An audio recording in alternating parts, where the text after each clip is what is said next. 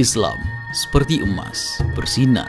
Peradaban Islam untuk pertama kali dalam sejarah memimpin dunia. Setelah baru sekitar 100 tahunan dari munculnya Islam di semenanjung Arab, Islam menyebar dari Timur Tengah ke Afrika Utara dan Asia Tengah di bawah pimpinan Umayyah dan nantinya dilanjutkan oleh Abbasiyah. Terinspirasi oleh ayat-ayat Al-Quran dan hadis, Islam memimpin kemajuan manusia dalam filsafat, sains, kedokteran, matematika, dan bahkan astronomi. Istilah-istilah yang kita kenal seperti aljabar, kimia, azimut, algoritma, alkohol, dan alkali berasal dari masa keemasan ini. Pemikir-pemikir besar seperti Al-Khwarizmi, Ibnu Sina, Al-Razi, Ibnu Al-Haytham, Ibnu Rushd, Al-Ghazali berasal dari masa ini, di mana mereka melanjutkan estafet ilmu pengetahuan dari Yunani kuno, Persia, India, dan yang lainnya dan nantinya memberikannya ke Eropa pada masa Renaissance. Pada video kali ini, kita akan mencoba untuk menghargai kembali bagaimana Islam, para ilmuwan dan pemikiran mereka menjadi mercusuar yang menerangi dan menyelamatkan kapal-kapal kemanusiaan yang hampir menabrak karang dan tebing.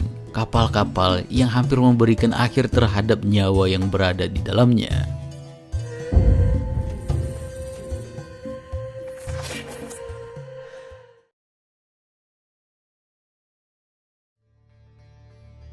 Kekuasaan Islam berkembang pesat setelah wafatnya Nabi Muhammad SAW pada tahun 632 Masehi. Khulafaur Rasyidin memulai ekspansi besar wilayah Islam keluar semenanjung Arab termasuk Persia, Levan, Mesir, dan sebagian Afrika Utara. Kemudian Umayyah memperluas Islam hingga ke Spanyol dan India, dan nantinya dilanjutkan oleh Abbasiyah dengan revolusinya dan mendirikan Baghdad sebagai ibu kota dan menjadikannya pusat kebudayaan dan ilmu pengetahuan dunia. Kekhalifahan Abbasiyah menjadi zona perdagangan, baik barang dagang, budaya maupun pengetahuan dari Persia, India, dan bahkan Bizantium. Banyak bahasa, budaya, dan ilmu pengetahuan mengalami perkembangan. Tingkat literasi juga tinggi berkat fokus Islam pada Al-Quran dan hadis. Dalam Al-Quran sendiri, ayat pertama yang diturunkan adalah Iqra, yang memiliki tafsir bacalah, perhatikanlah, pahamilah, mengertilah. Semua tafsir mengartikan bahwa ini menyuruh untuk mencoba mengerti. Yang bisa kita interpretasikan bahwa langkah pertama dalam beragama adalah mencari ilmu pengetahuan, mencoba untuk mengerti.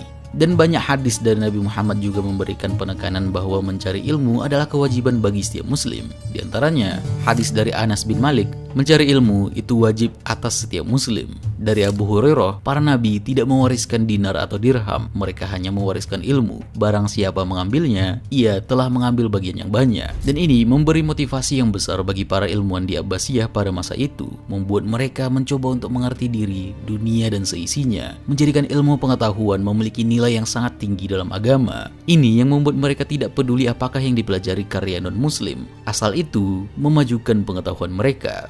Meskipun kita tidak bisa dengan tepat menentukan apakah tingkat literasi mereka tinggi atau tidak, tapi kita jelas bisa mengatakan bahwa tingkat literasi mereka lebih tinggi jika dibandingkan dengan Eropa yang masih berada di abad ke-8 pada masa itu.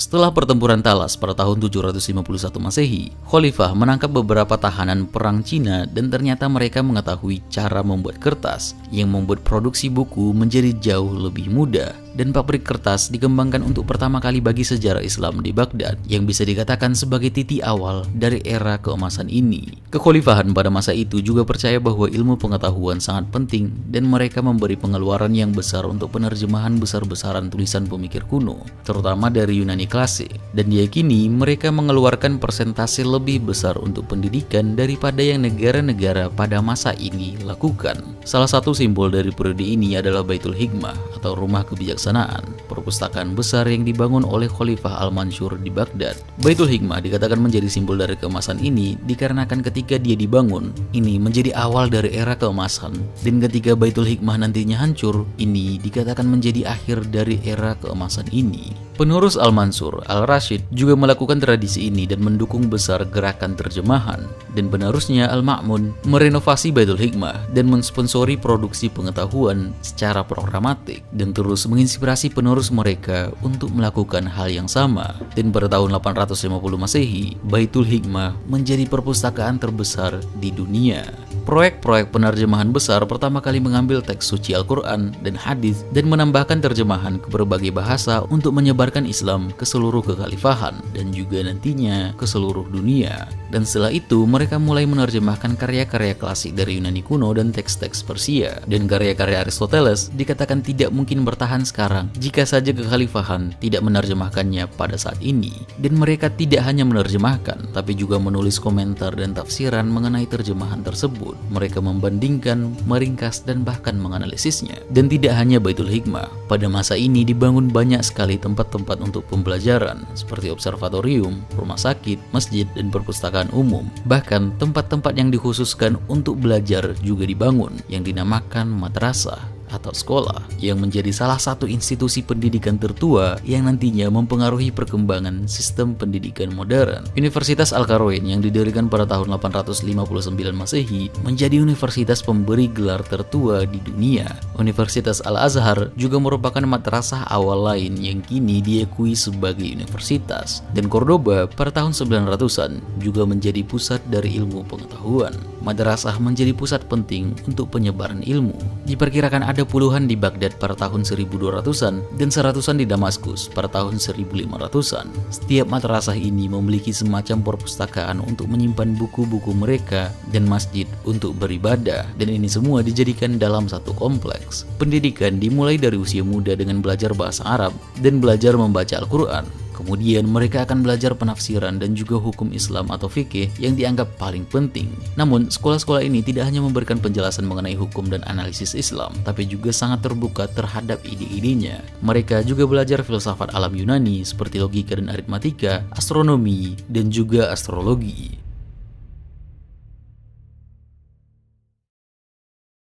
Menurut Stanford Encyclopedia of Philosophy, gerakan penerjemahan ini menyebabkan perubahan besar dalam hampir semua bidang filsafat di dunia Latin abad pertengahan, mengubah cara orang berpikir tentang alam, pikiran manusia, dan realitas. Pengaruh filsuf muslim pada era ini sangat kuat dalam bidang filsafat alam, psikologi, dan metafisika, serta juga mempengaruhi studi logika dan etika. Pada masa ini juga terjadi apresiasi kuat dan juga perkembangan terhadap pemikiran rasional, dan ini mempengaruhi filsafat agama yang melahirkan kalam. Salah satu alirannya adalah Mu'tazilah yang percaya bahwa rasionalisme bisa digunakan untuk memahami baik natural maupun supernatural seperti Tuhan. Tradisi debat dari Yunani diwariskan dan dibawa terhadap sifat kosmos dan mencoba untuk mempelajari mengenai diri, alam semesta, dan seisinya. Mereka melakukan debat dengan aliran lain seperti Maturidiyah yang melihat akal diperlukan untuk memahami dan menafsirkan agama, dan juga manusia memiliki kehendak bebas yang berarti memiliki kemampuan untuk membuat pilihan moral dan etis, di mana manusia harus bertanggung jawab atas tindakan mereka. Dan aliran lain seperti Asy'ariyah yang memandang bahwa kehendak Tuhan menentukan segalanya dan kehendak bebas manusia hanya terbatas. Dan menurut mereka, akal hanyalah terbatas dan tidak sepenting itu untuk memahami agama. Yang diperlukan adalah iman yang besar. Banyak perdebatan dan diskusi teologis di antara berbagai aliran dalam Islam menunjukkan pengaruh besar dari filsafat Yunani. Ibnu Taimiyah mengkritik diskusi-diskusi ini sebagai solusi Yunani untuk masalah Yunani yang menurutnya tidak relevan bagi umat manusia pada masa itu. Sebagian besar aliran teologis utama dalam Islam menggunakan pendekatan rasional untuk memahami agama, yang menyebabkan mereka menolak interpretasi literal dari teks-teks agama. Pendekatan ini menurut Taimiyah adalah hal yang bisa memberikan tantangan terhadap tulisan-tulisan dan agama suci Islam, dan dikhawatirkan dapat mempengaruhi umat Islam pada masa itu.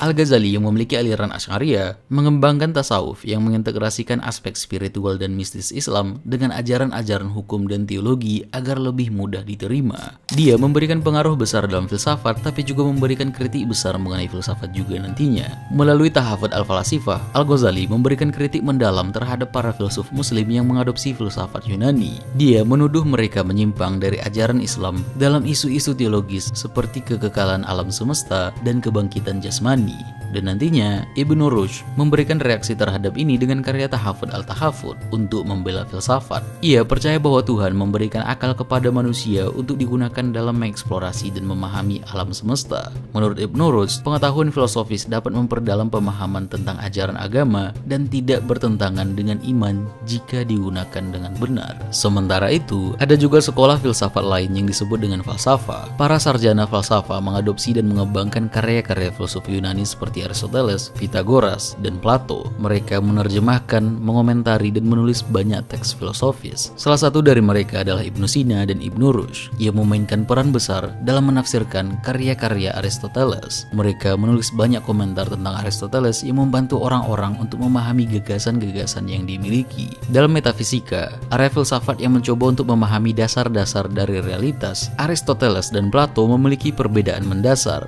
Menurut Plato, semua benda termasuk yang abstrak ada dalam dunia bentuk atau world of forms, di mana ide-ide sempurna tentang benda-benda tersebut berada. Apa yang kita lihat di dunia nyata hanyalah bayangan atau tiruan dari bentuk-bentuk sempurna ini. Misalnya, sebuah segitiga di dunia nyata hanyalah refleksi dari ide sempurna tentang segitiga yang ada di dunia bentuk, di mana segitiga didefinisikan oleh sifat-sifatnya seperti memiliki 3 sisi. Dia memberikan argumen ini dikarenakan manusia dibatasi oleh indera-indera mereka dan juga pemikiran-pemikiran mereka. Dan dunia bentuk menurutnya adalah dunia yang sebenarnya, dunia yang tidak bisa kita persepsikan secara sepenuhnya. Aristoteles di sisi lain berpendapat bahwa bentuk dan substansi atau materi tidak terpisah. Menurutnya bentuk adalah sifat-sifat intrinsik dari benda yang membuat benda tersebut menjadi apa adanya. Misalnya, segitiga adalah segitiga karena memiliki 3 sisi, dan esensi dari segitiga ini ada dalam benda itu sendiri, bukan di dunia lain yang terpisah. Dan Ibnu Sina mencoba untuk menyintesiskan kedua pandangan ini dan memberikan kontribusi signifikan dalam memahami hubungan antara bentuk, substansi, dan keberadaan. Dia mengembangkan konsep tentang wujud dan esensi, atau eksistensi dan hakikat. Menurut Ibnu Sina, esensi sesuatu bisa dipikirkan tanpa memikirkan keberadaannya, tetapi keberadaan sesuatu selalu memerlukan esensinya. Ini berarti bahwa esensi suatu benda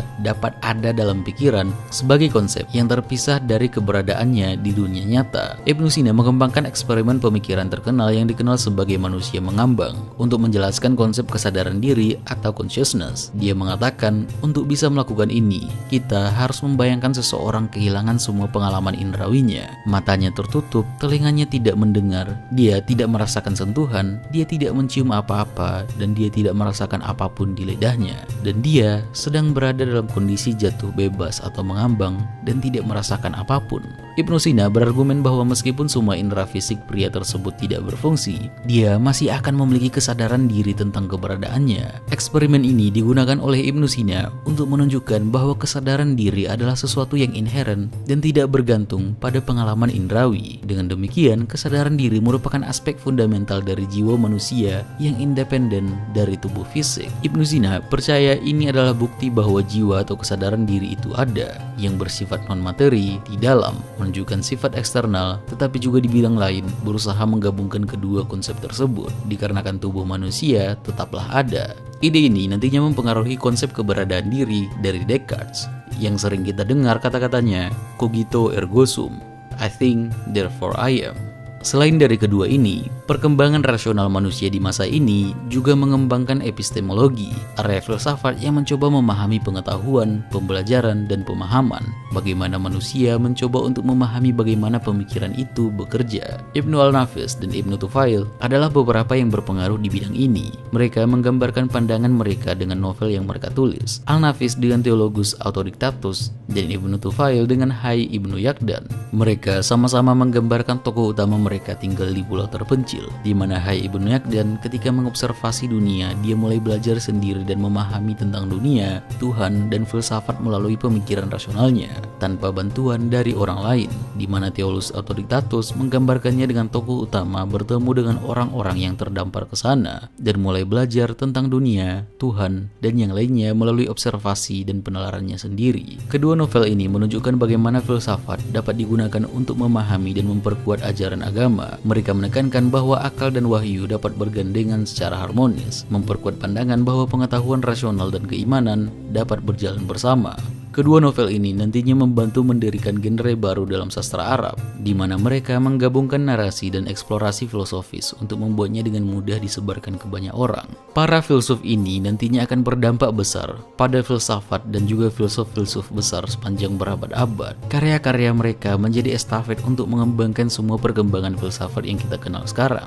Mungkin saja, tanpa adanya era keemasan ini, pemikiran filsafat kita dan secara efektif ilmu pengetahuan lainnya tidak akan sampai pada peradaban saat ini. Tanpa adanya pemikir-pemikir Islam pada masa ini, kita bisa saja tertinggal entah berapa ratus tahun karenanya.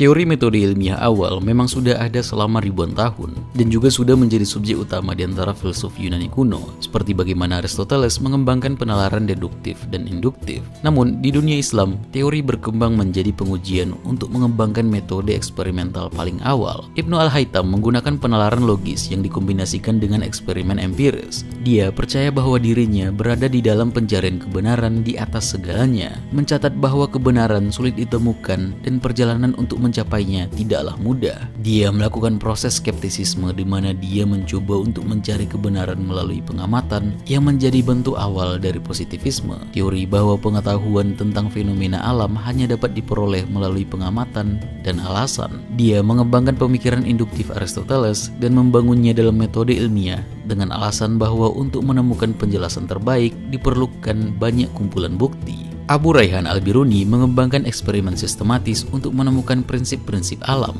Dia sering melakukan pengulangan eksperimen untuk menghindari bias dalam pengamatannya, dan dia melihat dari rata-rata hasil untuk mengkompensasi kesalahan yang mungkin terjadi selama prosesnya, yang menjadi landasan metode ilmiah saat ini. Ibnu Sina sendiri membuat aturan untuk menguji efektivitas obat, termasuk bahwa efek yang dihasilkan oleh obat yang diuji harus terlihat secara konsisten atau setelah banyak pengulangan untuk benar-benar dapat diperhitungkan. Seperti yang kita ketahui, Ibnu Sina tidak hanya memiliki pengaruh besar dalam filsafat dan metode ilmiah, tapi dia juga adalah penulis paling berpengaruh dalam medis. Dia menulis buku pendidikan medis terbesar sepanjang masa, Al-Qanon fi at-Tibb atau The Canon of Medicine. Buku ini merupakan gabungan dari beberapa buku yang berbeda, dengan intinya berada pada ide-ide besar yang dikembangkan Aristoteles, Hippocrates, atau Galen. Dan tulisan ini dikelilingi oleh lapisan demi lapisan catatan dari dokter-dokter terkenal dari Baghdad dan sekitarnya, di mana garis utama adalah ringkasan dari Ibnu Sina sendiri. Ibnu Sina juga dikatakan sebagai penemu dari karantina. Ia mengatakan bahwa karantina selama 40 hari adalah metode paling penting untuk menghentikan penyebaran wabah. Dia menjelaskan teori bahwa penyakit menyebar dari partikel-partikel kecil yang tidak terlihat oleh mata, yang nantinya dibuktikan berabad-abad kemudian setelah penemuan mikroskop, yang awalnya dikembangkan juga pada masa ini oleh Ibnu Al-Haytham, yang membuktikan bahwa penglihatan memantul dari satu objek sebelum diarahkan ke mata. Pada pertengahan tahun 1300-an ketika wabah hitam melanda dunia, semua awak kapal yang berlabuh di Venesia harus tetap berada di kapal tersebut selama 40 hari dalam karantina sebelum turun ke darat, dan ini memberikan pengaruh besar terhadap peradaban Islam pada masa itu, di mana dunia mengalami banyak sekali pengorbanan. Islam tetap bertahan dikarenakan Ibnu Sina. Pengaruh mereka yang lainnya dalam medis ada Al-Zahrawi yang dianggap sebagai ahli bedah terbaik, dan juga Al-Razi yang menuliskan banyak karya yang berdasar pada pengobatan humoral Yunani dan filsafat alam. Dia menggabungkan teori-teori medis Yunani dengan pengamatan klinis dan juga eksperimen, mengembangkan teknik-teknik baru dan menyebarkan pengetahuan medis melalui tulisan-tulisan mereka. Salah satunya adalah alkimia. Mereka yang bekerja dengan berbagai material disebut alkimiawan. Pada masa ini, sebagian besar ide tentang sifat material adalah kombinasi dari 4 elemen esensial: api, tanah, udara, dan air. Masing-masing adalah satu kombinasi dari panas dan dingin, dan basah dan kering. Api panas dan kering, tanah dingin dan kering, udara panas dan lembab, dan air dingin dan lembab. Konsep dunia material ini bukan hanya dasar dari kimia pada masa ini, tetapi juga diadopsi terhadap kedokteran. Sebelum penemuan teori kuman, penyakit dianggap sebagai salah satu atribut ini yang tidak seimbang dalam tubuh. Mungkin elemen udara panas dan lembab yang ada di dalam tubuhnya berkurang atau yang lainnya. Ibnu Hayyan menyusun logam bumi dengan model Aristotelian, mengatakan bahwa kombinasi berbagai bahan logam bisa menghasilkan logam berbeda. Yang paling terkenal dari ini adalah besi bisa berubah menjadi emas. Pencarian ini dikatakan sebagai pencarian Philosopher's Stone, di mana beberapa logam bisa menghasilkan logam yang lainnya, dikarenakan mereka hanya berdasar pada teori yang sebelumnya mereka miliki. Sama seperti ilmu fisika, beberapa kesimpulan yang mereka dapatkan mungkin mendapatkan kesalahan, namun kesalahan juga memberikan pengaruh yang cukup besar, dikarenakan alkimia nantinya berkembang menjadi kimia yang kita pelajari hingga hari ini. Banyak sekali pengaruh ilmu alam dari ilmuwan pada masa ini, bahkan dalam neurologi dan biologi. Al-Razi menyatakan bahwa saraf memiliki fungsi motorik atau mengendalikan sensasi yang menjadi dasar pemahaman mengenai dasar sistem saraf bekerja. Al-Razi menggunakan pengetahuannya tentang anatomi saraf untuk menghubungkan tanda-tanda klinis cedera dengan lokasi lesi yang sesuai dalam sistem saraf. Dalam biologi bahkan dikatakan jauh sebelum Charles Darwin, Al-Tusi Al-Jahiz dalam kitab Al-Hayawan, Ibnu Khaldun dalam Muqaddimah sudah mulai meletakkan fondasi dalam teori-teori evolusi yang nantinya menjadi salah satu ide paling besar dalam biologi.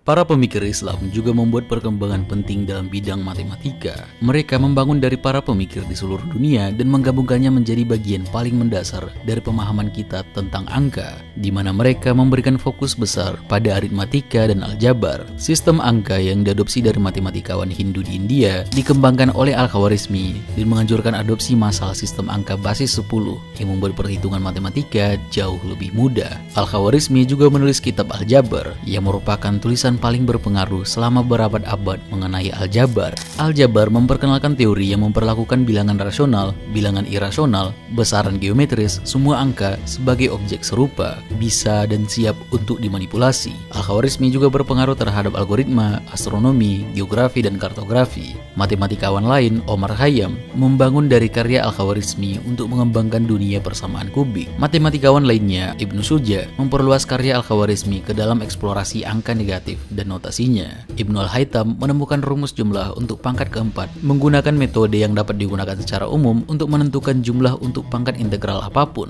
Matematika juga berkembang pesat dalam geometri, trigonometri, dan bahkan statistik. Seperti Al-Battani yang memperkenalkan beberapa hubungan trigonometri seperti sinus, kosinus, dan tangen. Dan kontribusinya terhadap astronomi sangat berharga selama zaman keemasan Islam. Dan juga dia memiliki kontribusi terhadap astronomi.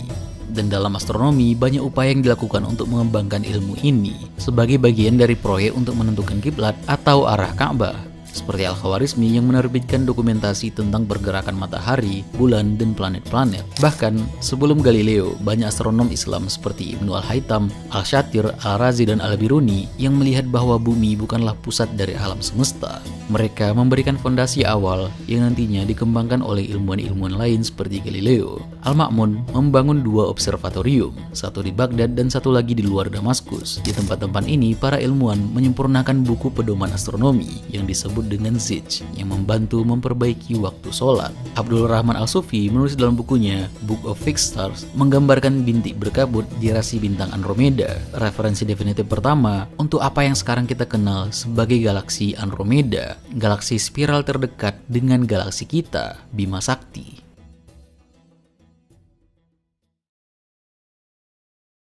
Dalam ilmu pengetahuan sosial, Ibnu Khaldun menulis autobiografi dan sebuah buku sejarah dunia yang disebut Kitab Al-Ibar atau buku pelajaran. Buku ini masih digunakan sebagai sumber penting untuk sejarah untuk Berber Afrika Utara. Dalam karyanya Muqaddimah, dia menjelaskan faktor-faktor sosial yang menyebabkan perbedaan ekonomi, politik, dan bahkan psikologis dalam budaya. Pendekatannya ini menjadikannya salah satu pelopor dalam penelitian sosiologis. Ibnu Khaldun juga dianggap sebagai pengembang awal teori nilai tenaga kerja dalam ekonomi. Dia juga membahas konsep-konsep seperti pertumbuhan ekonomi, perpajakan, dan produk domestik bruto atau PDB yang sangat maju untuk zamannya. Sebagai sejarawan, sosiolog, dan demografer, Ibnu Khaldun adalah salah satu ilmuwan paling dihormati dan berpengaruh pada abad pertengahan. Karya-karyanya, terutama Muqaddimah yang tadi, menunjukkan kesamaan yang mencolok dengan karya-karya Adam Smith dalam ekonomi, bapak ekonomi itu sendiri. Meskipun Ibnu Khaldun hidup berabad-abad lebih awal, dan Ibnu Khaldun memberikan semacam teori mengenai siklus alami kekaisaran yang menjelaskan bagaimana suatu kekaisaran pasti akan mengalami kejatuhan, yang salah satunya disebabkan oleh menurunnya perhatian terhadap perkembangan ilmu pengetahuan.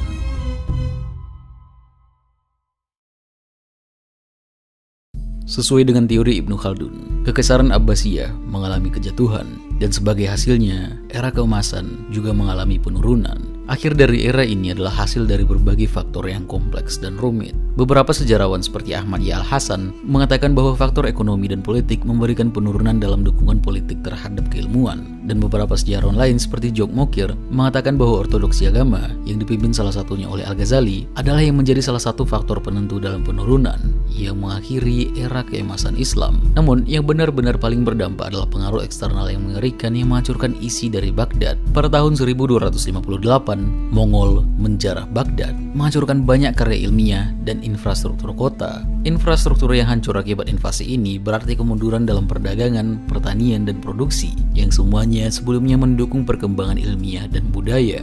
Masa antara tahun 1260 dan 1500 disebut sebagai era ketidakstabilan. Wilayah Timur Tengah mengalami kekacauan besar dengan bangkit dan runtuhnya kekaisaran, seperti Ilkhanat Mongol dan Kekaisaran Timurid. Di barat, Reconquista mendorong umat muslim keluar dari Iberia. Di Afrika Barat Laut, meskipun kaya sumber daya, mereka juga mengalami ketidakstabilan politik. Setelah era ketidakstabilan pertama, muncul periode yang bisa disebut sebagai zaman keemasan lain. Kekaisaran seperti Safavid di Iran, Mughal di India, dan Ottoman di Timur Tengah dan Anatolia mulai mendanai perkembangan teknologi, arsitektur, dan sastra. Namun dunia telah berubah. Rute perdagangan utama telah bergeser dan Eropa mulai bangkit kembali setelah abad kegelapan dengan Renaissance dan eksplorasi dunia baru. Penemuan rute perdagangan laut ke India oleh Portugis pada abad ke-15 mengalihkan jalur perdagangan utama dari Timur Tengah. Hal ini mengurangi kekayaan dan pengaruh ekonomi dari kekhalifahan Islam yang sebelumnya mengendalikan rute perdagangan darat utama antara timur dan barat. Pada abad ke-16 dan 17, Eropa yang sebelumnya berada dalam kegelapan mulai melihat mataharinya kembali dan mengalami Renaissance dan revolusi ilmiah. Sementara dunia Islam mulai tertinggal dalam perkembangan ilmiah dan teknologi. Faktor-faktor ekonomi, politik, dan sosial yang sangat kompleks menyebabkan Great Divergence, di mana Eropa mulai memimpin dalam inovasi dan perkembangan ilmiah. Sekitar tahun 1700 dimulai era kedua ketidakstabilan. Kekaisaran Ottoman, Mughal, dan Safavid mulai mengalami kemunduran. Kali ini kelemahan mereka dieksploitasi oleh kekuatan kolonial Eropa. Pada tahun 1800, kolonisasi Eropa sudah berlangsung